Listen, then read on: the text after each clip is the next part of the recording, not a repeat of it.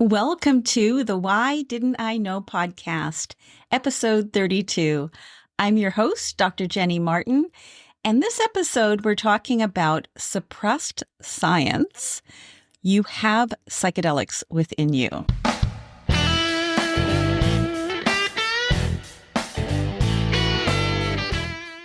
In this episode, I'm going to be sharing with you a conversation that I had with Dr. Stephen Barnes. He's a veteran psychedelic researcher. And before I tell you a little bit about his background, let me just explain how I got connected with him. So a couple of years ago, somebody posted a 2-minute clip from the documentary called DMT, the Spirit Molecule. Now, that documentary came out in 2010. I watched that documentary years before 2023, but I did not clue into some really important statements made by one of the people interviewed in that documentary. And that person is the person we're going to be talking to today. He is Dr. Stephen Barnes. What he mentioned in that 2-minute clip that I saw a couple of years ago was that there was research that never made the light of day, that never got really disseminated, that showed that DMT is a neurotransmitter, and also that showed that when we take any other psychedelic, what it's really doing is actually triggering our own endogenous meaning within the body. So taking a psychedelic is really just triggering what is already within us. And he did a pilot study on this. Anyway, I saw that clip back in 2023, and it just ignited a fascination, an interest, a passion to discover what was behind this research that never really made the light of day. So I thought, you know what? I am going to find out if I can track this down. He mentioned a dissertation from 1981 by a guy named Bob Harrison, who's not around any longer, and that a lot of these huge, enormous, groundbreaking findings happened, and they were covered in his dissertation. They happened back in 1981. And so with the help of an expert librarian, who I'm so grateful for, at the University of Washington Library, I was able to locate this lost research. Now, it wasn't something that I could have done without this person's help, and they spent a lot of time on it.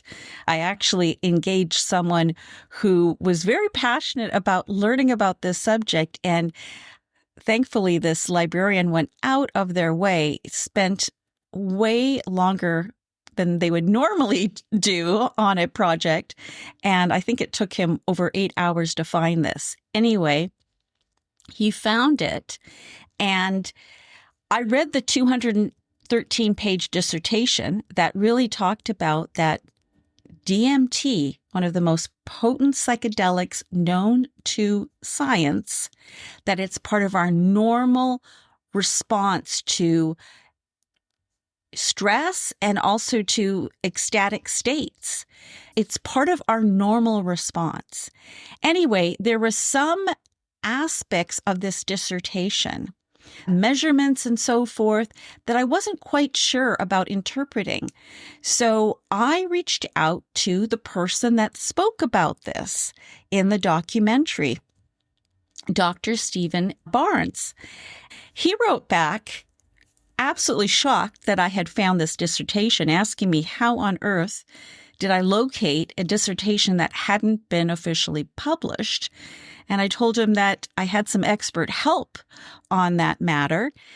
And anyway, Dr. Barnes was so incredibly helpful. I ended up speaking with him several times on the phone for extended periods, asking all sorts of questions about this hidden research. It was incredibly interesting to speak to him, but I thought, you know what? If there's one person that I need to interview on this podcast, which is called Why Didn't I Know? It's Dr. Barnes. Because one of the things that's so groundbreaking about the research that was done in the late 70s, early 80s, having to do with DMT, is that it helps us to understand that when we have a PTSD response, a post-traumatic stress disorder response, it's involving this DMT molecule. Now, why do I say that? Well, the research showed that when we're subjected to stress, the DMT levels surge. But even when the stressor is removed, the DMT levels don't go back to where they were before the stressor. And that is a PTSD response. Now, what is super interesting to realize is that what we know from the book, Your Body Keeps the Score, which is a well-respected book which talks about trauma and the trauma response, in that book, Your Body Keeps the Score, he speaks about trauma as shifting our perception. We lose a vision of hope. We lose a vision of how things could be after a traumatic experience. It actually shifts our perception in our daily life. So there's this aspect of a change in how we see the world, a change in how we view the world after a traumatic event. Now, what's interesting to note, and Your Body Keeps a Score, they didn't include anything about DMT in that book because it wasn't known. This research was suppressed. But what we now know, and you're going to find out from our conversation here, is that DMT is a neurotransmitter of perception. It has a vital role to play when you have actually gone through something traumatic. It changes the way you see things. Now, in the work that I do with people who have had sexual trauma, who are seeking to have a different experience in sexual intimacy, what we know is when you experience in a positive way the ecstatic state and you release that DMT during sex, you are shifting your perception, not in the doom and gloom way that happens after trauma where the glass is always half empty. After an ecstatic DMT sexual experience, you actually do shift your perception of the world. This is why it's not just, oh, that was a great momentary blissful experience. It's actually a transformational experience. It's a spiritual experience because you're different. And what we now know is that DMT shifts our perception. Most of the time, science is going to look at what happens when things go wrong because it's easier to get funding for that type of research. It's all problem-driven and problem-based because they're hoping they can find a pharmaceutical drug to profit out of that problem. But when we look at the perception that changes as a result of the trauma, it's important to realize the flip opposite is also true. DMT can be released during a very positive sexual experience. And just to throw this in there as well, is stress is the thing that will activate this DMT within you. But what's also important to realize, stress can be a positive experience. Now, it's really hard to use that word and say stress is positive. I'm not talking about going through suffering, you learn things, and it's a cathartic experience to go through hard times. That's not what I'm meaning. I'm meaning something called eustress. It's EUSTRESS.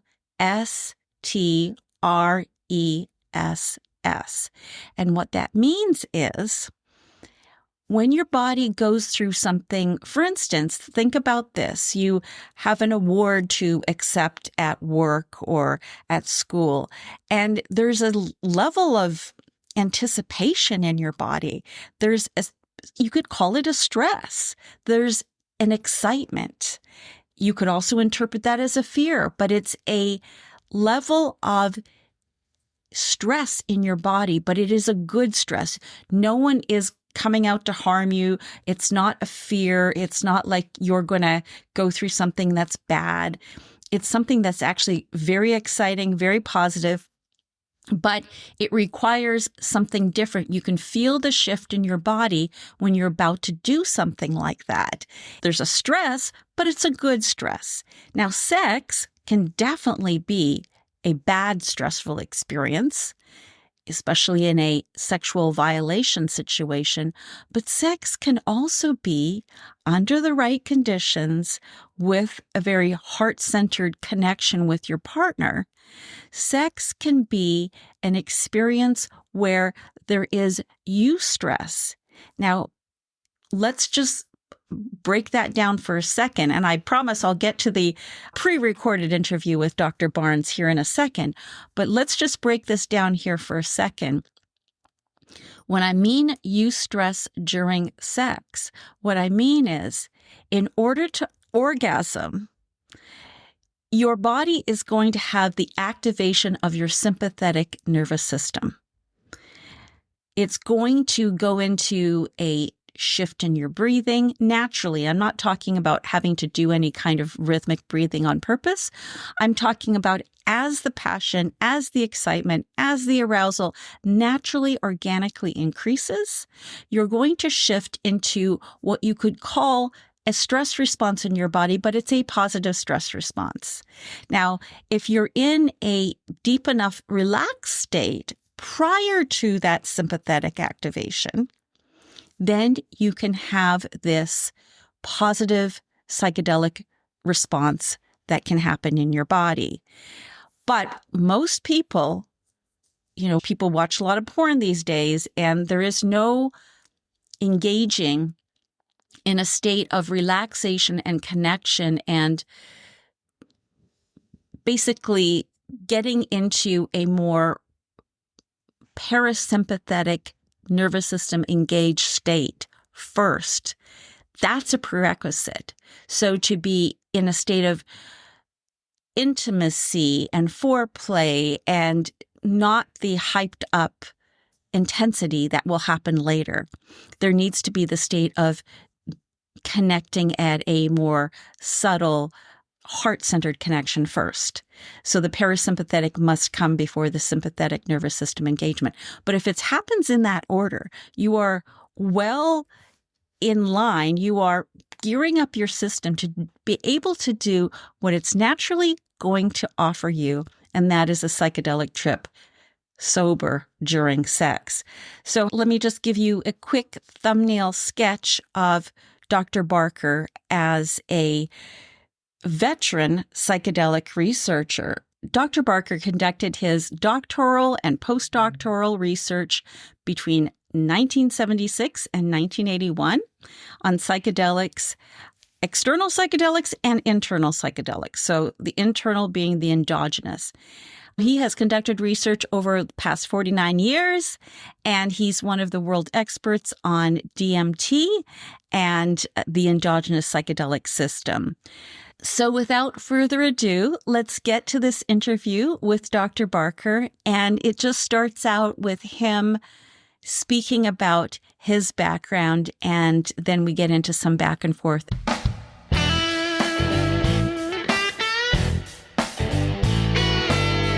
Yeah, I don't want to start too far back, but a little background on the laboratory where all this was happening.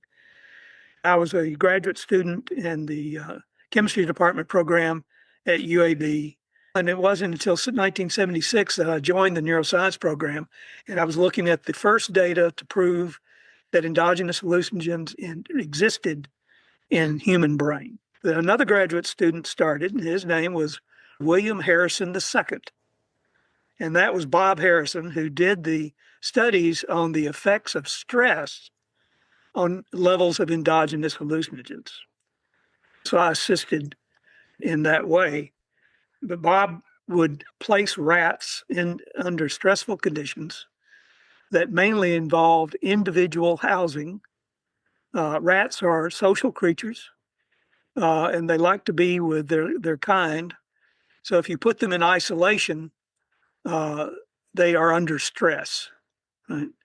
The size of the adrenal gland actually gets bigger because of the production of cortisol and the stressful conditions. He also placed them in these tubes that we used to be restraint stress. Mm. Same thing, they're free moving animals. They don't like to be restrained. So this placed them in higher stress. So the results of Bob's dissertation published in 1981 were that both isolation stress and how the restraint stress greatly elevated the levels of DMT in the brain and in the adrenal gland of rats. And which condition was it more the isolation had the stronger? It was more the isolation than anything else, because the restraint stress was basically isolation plus restraint. But these levels went extremely high. Extremely high. Yeah, DMT was elevated several hundred times in concentration. Wow. And they started at, there was a low baseline level of DMT that was measurable in both the brain and the adrenal gland, but with restraint stress, that level, or individual housing stress, that level went up hundreds of times. Hundreds of When they times. were taken out of restraint, the level fell, but it never went back down to the original level. That's a PTSD effect. Yes. It's Oh, interesting, isn't it? that's super interesting. With the cardiac arrest study that was done at the University of Michigan in 2019, they actually did induce full-on death. When this study in 1981, these rats were somewhat tortured, but they weren't. Looks like torture today, yes. Yeah, but they weren't And it killed. was torture then. Yeah, but they weren't. So it wasn't an effect of the dying brain. It was the effect of the stressed brain. That's right. And there's this whole idea that during the death process, the brain is starved of oxygen. Yes. And endogenous DMT has an oxidative effect, and that's why it's surging. And they're actually using it in a commercial sense in emergency room cases to Yes. help stroke victims to rehabilitate their brain and so forth. But in this, in this case of stress, Mhm. what is the mechanism that DMT is coming to the rescue that it is sensing if it's not imminent death? Well, there was another study that was published in 2023 that I was also involved in at Louisiana State University. And this was a PTSD model, right, in rats. And they were stressed by exposing them to the urine odor of cats or to another animal species, or to actually bringing a cat into the lab, right, and having them face it. And what they were measuring was the development of both stress and reactive oxygen species, free radicals. Mm-hmm. Well, stress actually causes brain damage, right? And if it's prolonged stress, it causes more severe brain damage. Can you be more specific about the type of brain damage? Yeah, the mechanism by which this works is the creation of reactive free radicals, right? Oxidative stress. Mm-hmm. And the free radicals do damage to the dendrites and neuronal connections and to the neurons themselves. And this can be distributed, or it can become more local in certain areas of brain where the stress response is most active. In the cardiac arrest, there was a diminishment of oxygen, and that's why DMT was surging. In this, there is well, the urine is like faking out the rat. The rat is having like worst case scenario, I'm going to die. This is imminent death. It's an imaginary death. So is this when DMT is having an antioxidant effect? Yeah, as it turns out, when we administered DMT to these rats, the level of reactive oxygen species went way down, right?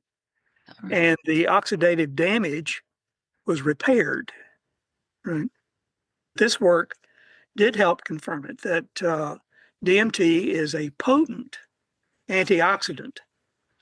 So DMT was shown to be both a potent antioxidant, a potent protectant of neurons and the neuronal systems, and it conducted repair of neurons and the interconnections such that the recovery from stress was almost complete. Yeah. Now, why was this never put out in public? Bob's dissertation, that was where we started. That dissertation could have been the beginning of something that really looked at PTSD and the endogenous psychedelic system. That study wasn't published. We had the answers to a lot of this back in the late 1970s and early 1980s. The other thing is it's usually up to the graduate student and his major professor to publish the data. So here's the deal. The guy dies. He's a 30-year-old guy. He freaking dies. So I'm telling you, something is weird about this. The dude is 30 years old and he freaking dies. Yeah, and he completed it in 1981. Like I said, he was a long-term graduate student. He started early in the 70s, and he was still there in 1981. And he planned on hanging around. And he just, 30-year-old guy. Yeah. At the same time, he and I were told that there was no longer funding to support our continuation in the program. I had finished my PhD in 78. So I had been on a postdoc there to 81, but Bob had just finished his PhD. So he had to move. He was not happy about that. I was not happy about it, of course, but I moved over to the Mass Spectrometry Center there at UAB. But Bob had to take another job at another university, and his relationship with his major professor, Dr. Terry Christian, who's the first author on that paper, just had a falling out. So Bob never published it, and Terry Christian never pushed him to do it. That's probably one of the saddest things in this particular field, that the evidence was there, that this work showing stress elevated this and all that. There's another thing that I want to inject into this. If you look at that paper that you showed me where Harrison's name on it. Yeah. Can you put it up again? Yeah. I'm looking, I'm trying to figure out if this is the one that was published in the Journal of the Alabama Academy of Medical Sciences. All right. 1977. And then. Right. Yeah, that's the second one. All right. The first one, I think, was published in 75, wasn't it? 76. 76. Yeah. That article identifying DMT as a neurotransmitter was published in the Journal of the Alabama Medical Sciences. That paper was printed in such a small journal that was uncirculated, right? I mean, the people who got the Journal of the Alabama Medical Sciences, were the people who lived in Alabama. So it wasn't widely disseminated. It wasn't in Nature. It wasn't in Science. It wasn't in any of the major journals of the time and some of these others. So even Biomedical Sciences in 1977 was a minor journal. right? So, and the publication of these things in major journals like the Proceedings of the National Academy of Sciences, or Nature, or Science, or some of those at that time were the articles that were read. And again, in 1977, these things just weren't available. You actually had to write to the author, right, to get a copy. Everything was published as reprints, and the only way you could get a copy was to have one mailed to you. So this information was really not that disseminated. But as we've moved along, and now in the time when almost every article you want to look up is available online as a PDF. I get you. I get you saying that's a limitation of technology. But when I first talked to you, I said, okay, how does a neurotransmitter go from just being somebody's lab finding something out that could have huge implications for humanity, to it being in textbooks, to it being part of the way that we educate people in medical schools and all of that. And what I discovered from you, if I'm interpreting correct, there isn't a formal process of specific protocol and steps to go through that is linear and that is the same for everything. It's more socializing the concept, getting professionals to talk about it, your peers to talk about it. So in some ways, it's a popularity contest. It's a political contest. Whoever is more networked, whoever can not just get the little puny journals to listen to them, that can get the big journals to listen to them, their ideas get championed, and they might not even be the best ideas. Sometimes the most groundbreaking ideas, if you're not good at tooting your own horn and you're not good at calling in people that have more sway than you to support it, then it might just be buried, is exactly what happened. Yes, this is what happens, and you've hit the nail on the head. If you look at Dr. Christian and the folks there did do all the things that were necessary to confirm that DMT had the same properties as a neurotransmitter, right? So that work was there. Mhm. Harrison's work, nobody ever saw. And some of the other work it was in an early time when information was not easily disseminated. But now that people can access it, if you go back and look at the number of publications on DMT, right, through the years, starting in about 1992, the number starts to go up, and now it's in the thousands, right? Yeah, but it's not. So much work being done on it, but this is the process. Yeah, but the problem It's is, a popular thing to study now. yeah, but here's my problem with that. Unless I was going to say something biblical, but I know that's going to bother you. No, it won't bother me. I mean, you But can unless believe you it. build a house on a strong foundation, it's shaky. So unless all of this huge quantity of research today is not listening to science, is about an iterative building of something Yes, based on what was known before. that is exactly what's going on. If you just decide to erase what came before, you don't have that foundation.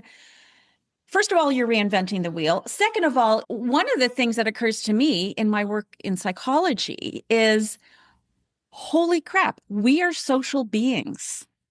It messes with our heads Mhm. when we're isolated.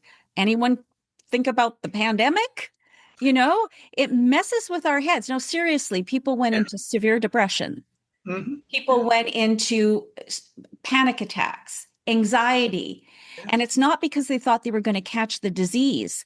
It was more often than not because kids were taken out of their schools and were told to play on their own. And, in that developmental process, they weren't having the socialization. And then there's like a huge surge of suicidality in Yeah. children. And we can link it back to that shift in what happened during the pandemic. And, if we had had that study from 1981, that dissertation from 1981, we would have been able to look at that and say, there's huge consequences when you isolate people. This is why the worst thing is putting someone in isolation, in prison, solitary confinement. They start hallucinating, right? Yes, they do. They They start start talking to people and seeing things that they aren't. start hallucinating because our brain can't deal with that. And if we had had that study from 1981, that dissertation that tells us, Mhm. by the way, I haven't gone in deep into it, so I'm not, quoting it verbatim, but I have become aware, and I think I've mentioned it to you, and I know you haven't read it, so I'm not asking you to comment, but I just want to throw it in there, is the book called Chaos, about the CIA being involved in psychedelics in the 70s and the Manson murders. And one of the conditions they used to create this monster who killed people, they didn't even have to always rely on external drugs. They did mind control. They induced different mind control techniques, including isolation. And in Manson's cult, isolation was one of the big things to indoctrinate, because the person is very vulnerable in their mind to any incoming information when they're isolated. So all of that to say is, your follow-up study in 2003 is incredibly profound too, that even the hint of a threat, like the urine, Mm. can 2023. 2023 can upregulate this, even the sense of that.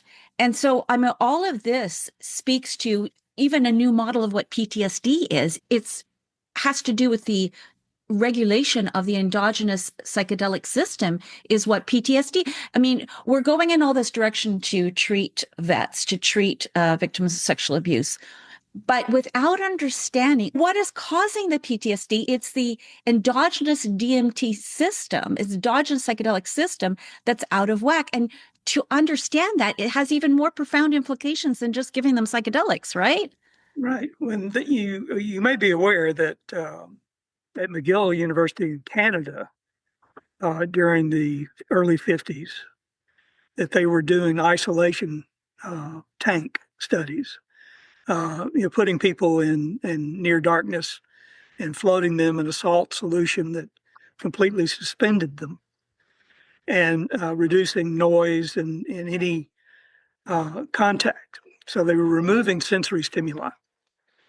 And when they did that, the people in the tanks would start hearing things, seeing things, and having frank hallucinations. So isolation, and that's why that program at McGill was stopped. The CIA was involved in it. That was an MK Ultra program, right? Yes. And that was Michael Persinger, right? I believe Persinger was involved in it, yes. Mhm. But there were the studies that were done in Kentucky administering LSD to prisoners without their knowing it. That was conducted by the CIA. People will say that Humphrey Osmond was involved with the CIA in developing this as a mind control uh, method. The use of LSD, the idea of dumping it in your enemy's water or spraying it uh, by plane over their camps. Um, that all of that involved a number of these people, even Timothy Leary. Mhm. So all those are possibilities. There has been some proof, and some people have admitted their involvement, but that's the dark side of the use of any type of drug or compound that's naturally occurring. To be able to use it for other purposes Wow. than what its natural role is, or for what it's truly intended. Can I Uh, just go back to your LSD study before I forget about it? yeah, sure. Okay. So Yeah, go ahead. yeah. In Bob's dissertation, there are only 2 lines that mention a study that he and I did where we administered LSD to rats and looked at the levels of DMT and 5-methoxy DMT. This was a small pilot study just to see if we would see anything. And Not sure very many of the other people in the department even knew we were doing it, but we did see that when LSD was administered to 3 rats, uh, a dramatic elevation in both DMT and 5-methoxy DMT in their brain and in the adrenal gland. Well, one of the possibilities from just that preliminary data is that, one, it shows that DMT is a neurotransmitter and that it can be released in response to other drugs, that many of the hallucinogens may not actually be true hallucinogens. They may increase the level of DMT naturally produced in the brain by acting as a reuptake inhibitor or by acting directly on the receptor as a mimic of DMT and causing DMT to continue to be released into the system. That is seen with other neurotransmitters. I have no reason to expect that that's not the case for DMT. And the thing to remember about any neurotransmitter is if things go wrong with the neurotransmitter system, the endogenous psychedelic neurotransmitter system, the levels can be too high, or they can be too low, or they can be just right. There's a Goldilocks area where the concentrations of this are performing what they normally do. Okay. And I think we've kind of talked some about what they normally do. We don't normally go around hallucinating all the time, although some philosophers would tell you it's all hallucination. But if the levels go too high, you have unexpected and, for many people, unexplained hallucinations or perturbation of perception and consciousness. If they go too low, what happens when you don't have enough? Well, some of the studies where these compounds are being administered, like DMT or psilocybin or some of the other psychedelics, what they see is an immediate improvement in their condition that lasts for weeks. Well, these compounds, when they're administered externally, affect most exquisitely and directly perception. Your perception is altered, time is altered, sensorium is altered. You can have out of body experience. You can have vivid and intense hallucinations. It can create an environment where its environment has created appears more real to you than reality, everyday reality itself. I mean, they're extraordinary. But, if you take it from the outside, what you're basically doing is overwhelming the natural system, right? The normal levels of this are concentrated in specific cells, specific neurons, and specific brain areas that are doing their normal function. When you increase the level in blood, it goes to the brain and it gets actively transported across the blood-brain barrier and hits these brain areas. That's why it acts so fast. You inhale DMT and you're on a trip immediately. It's going to places where it doesn't normally exist. So it's stimulating brain activity and neuronal growth and dendritic connections. And you're seeing all these things that are the inputs coming from these areas that are now being connected and interconnected and they're binding to these sites that control what it normally does. So the fact that we have a normal and natural, as it turns out, psychedelic neurotransmitter, you're actually overstimulating the system by taking it from the outside. Now that can have deleterious effects over time. But the important thing to keep in mind in all of this, in the use of psychedelics and in hallucinations that people have, whether in dementia or near death or any of the other things, it is all using the same areas of the brain that we use for normal perception.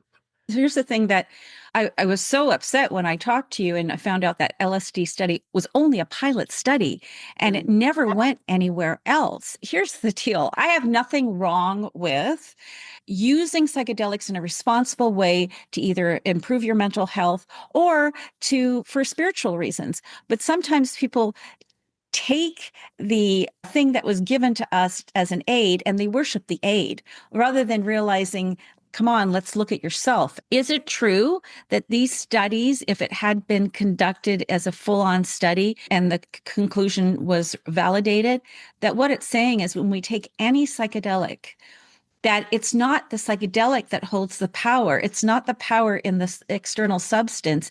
It's actually just triggering something that we could do on our own. But we haven't been told that. We haven't. Let me tell you, it used to be in both the Hindu and Buddhist religions that they used psychedelic drugs. Okay. And they used those to attain Satori or Nirvana, whatever the sect was interested in.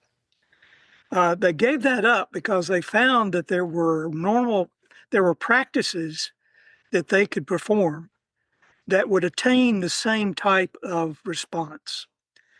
And this typically had to do with meditation and with rhythmic breathing and with hyperventilation.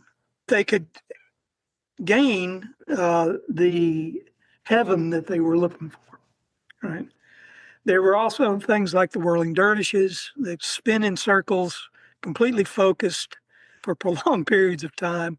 They go into a trance state and achieve these visions. I also talked to you about the fact that there's rhythmic motion, the neural entrainment, and the ecstatic response that can also do it as well. You don't have to put yourself under threat. You can have good stress rather than not threatening stress, because that threatening stress causes its own PTSD reaction, as with some of the extreme breathing practices. But I just wanted to go back to, with the LSD study, if you had been able to go forward with that, how could that have changed the landscape of things if people realize any drug they're taking is really activating their own endogenous system? Like, what are the implications of that?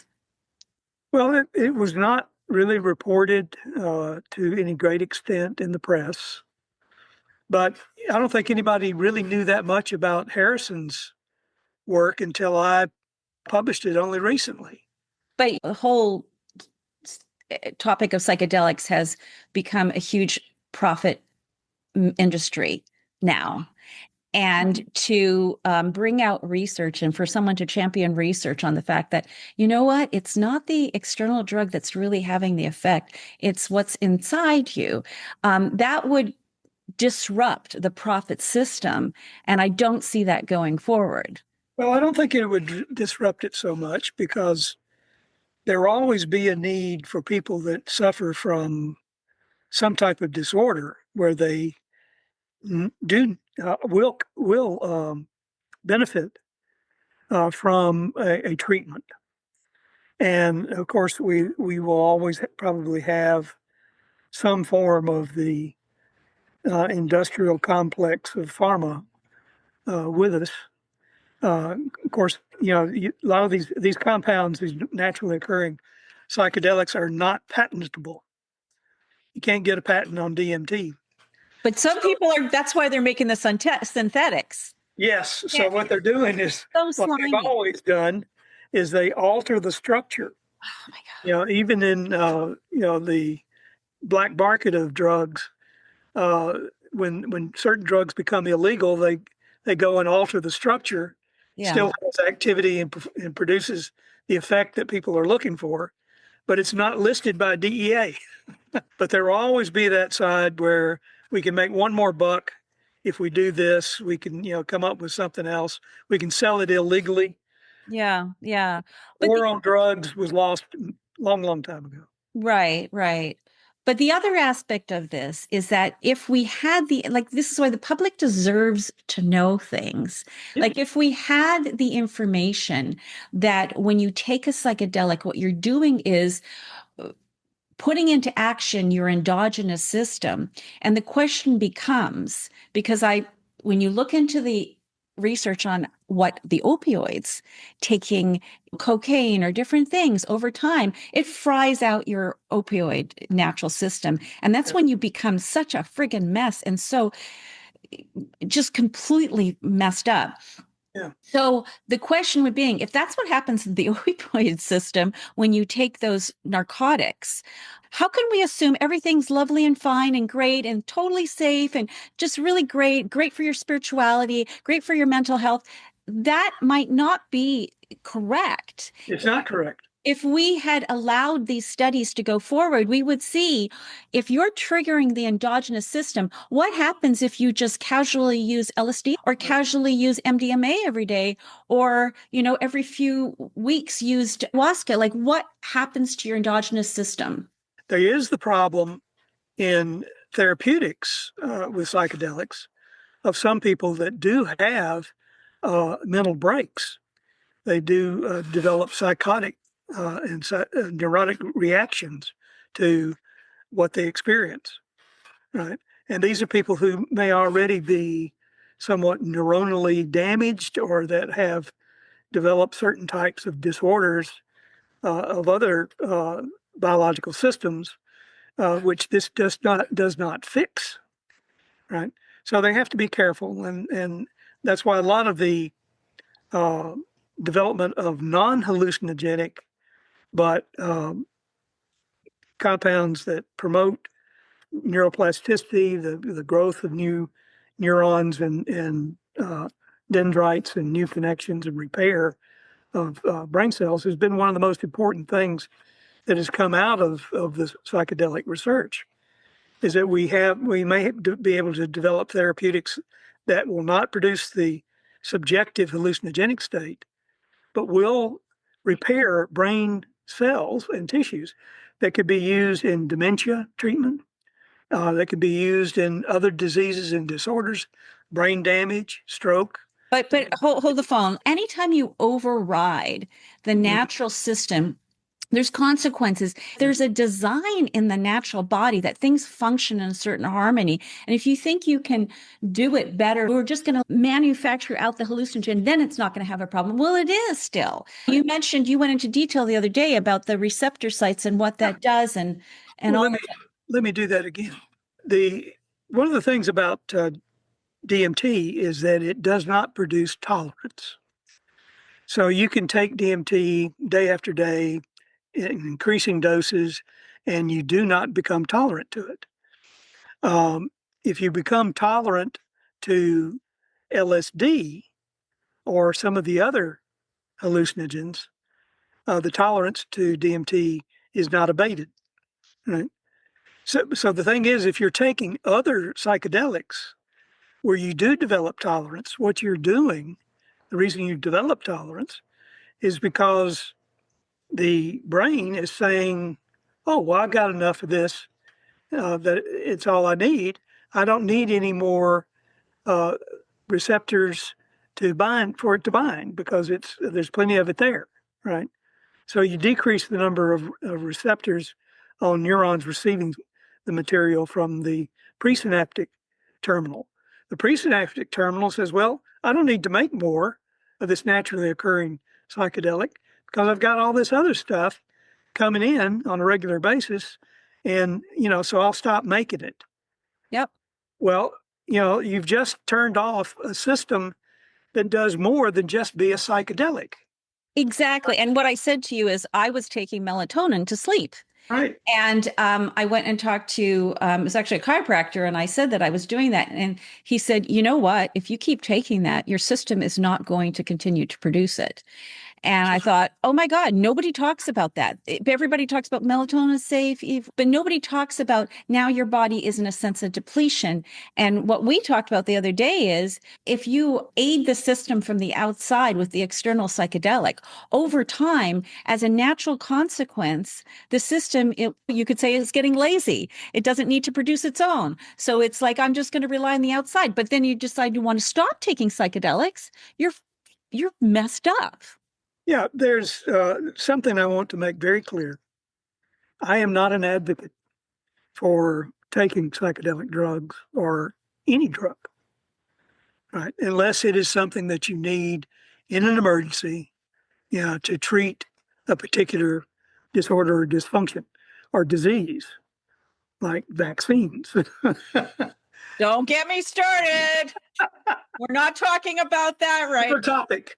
Another topic. I am Right. But there are things that need to be done in a certain time. But there's not a single drug that doesn't have some negative effect on the natural system. It's like, oh, well, I'll just take aspirin, or I'll take a very mild opiate, right? Well, you can take it and it will relieve your pain or lower the fever. But after you stop taking it, the system rebounds, Thank you. right? Yeah. And you get more receptors now that are out there looking for it.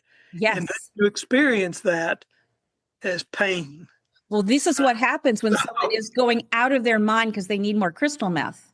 exactly.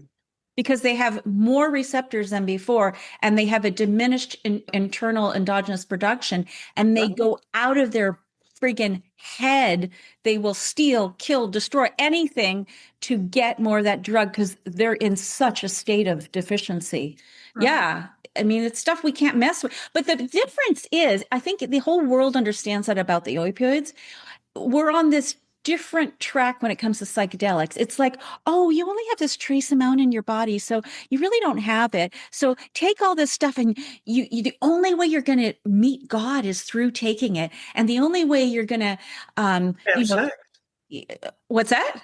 or have sex. Well, that's not what I teach. Yeah, I mean, I'm pretty sure I've seen God, and I'm an atheist. yeah, but there's an endogenous system that allows that. Yes, yes. So we're not told what we have. This is why when you don't give people the information about the endogenous system, but you say, hey, DMT 5-MeO is this wonderful thing that you can do all these amazing, you can go to another world, you can talk to an alien, do all these things, but you don't really have it inside you, so you have to take the drug. But we don't let people know that this is inside us. Mm-hmm. Yeah, and that you can do things in your life to bring out the feeling, that psychedelics can give you. You can do things to have deeper experiences with your both perception and conscious self. Um, there are things to do. They're not always easy. It does take some time, but people will take time making sure that they have uh, ripped muscles and that they have, the best of what they can get, So let me, through yeah. work and their job and all that. But, in terms of the self, you can improve your dreams, your dream states, where you go with those and what you take from them. Mm-hmm. And the ability through conscious effort, to meditate and to focus on what is positive in life and in the world, So let me, and experience that every second of every day. when you first got into psychedelics, it was driven by a certain interest. How has that evolved over time to where you are today? Well, it started from dreams that I had when I was a kid, about 10, between the ages of 10 and 12. Mm-hmm. And it was a recurrent dream. It was very vivid, and it was a lucid dream. I knew I was dreaming, but I was paying very close attention to what was going on. I would fly out the window, go over these very odd, very bright, landscapes, and I would come to a barren hill that had an old Victorian house that was several stories tall, standing there. And I would go to the front door, which was two double doors, and they would swing open, and there was a winding staircase that went up to a bright light. And I can't tell the story without being emotionally affected. Oh my gosh. And I knew I had to follow that light. Oh my gosh. Yeah. So I would run the staircase toward that bright light, and it would keep receding from me.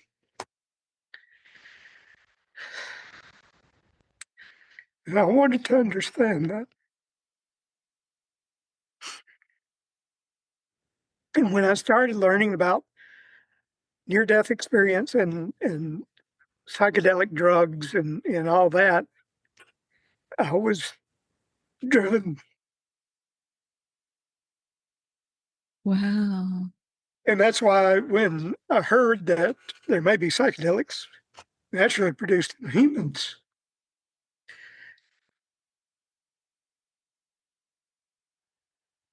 Wow. That's I very, had to pursue it. oh my gosh. That's why I've continued to do it uh, all this time, That's so profound. Thank you for, almost 50 years. wow.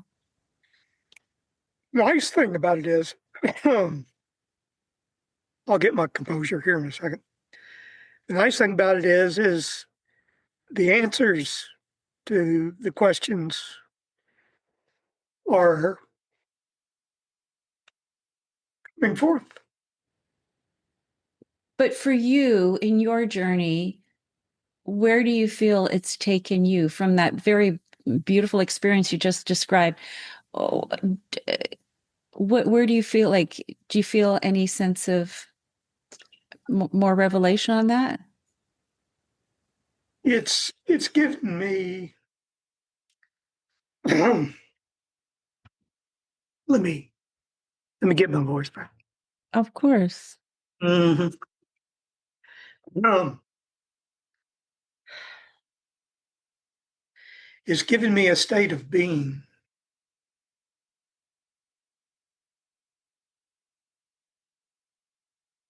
that allows me to understand, some of which is ineffable,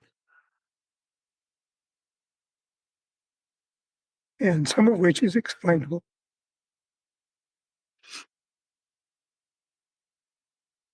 I have a peace with my existence,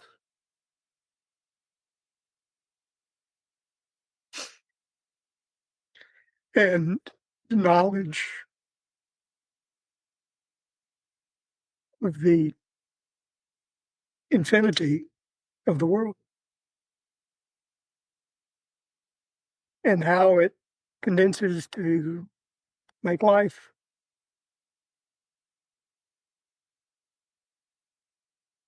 and what our purpose is. And then I'll die and go back where I came from, become part of that cycle,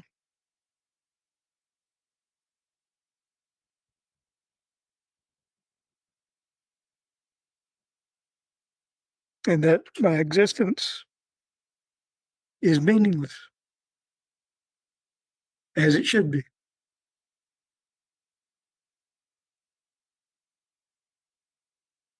So help me to understand, like, so you have this profound experience that is very touching to you, Because I'm a human. but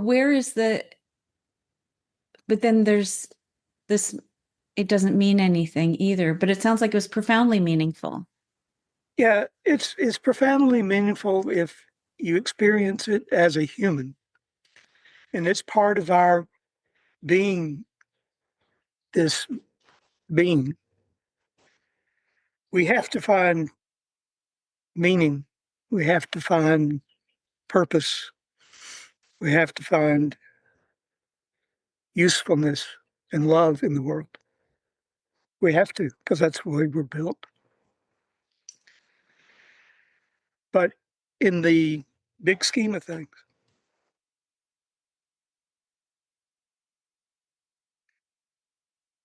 it's meaningless. And when you said that You you, can hold those two thoughts in your mind at the same time. okay, and then when you said that you had this experience of peace about your existence, Mhm. where does the peace come from for you and all of that? Well, I have an ability to kind of understand. Not that this is extraordinary. I'm sure other people have experienced it before, and many more will. And that we all experience it to one degree or another. An ability to understand our fellow human beings and what causes them to be as they choose to be or find themselves to be, or how events cause them to be. But that there is a state of being which allows you to dissolve all of that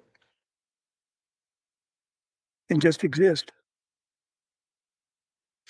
And I've chosen to apply it, what little abilities I've had to this field, to understanding the big questions.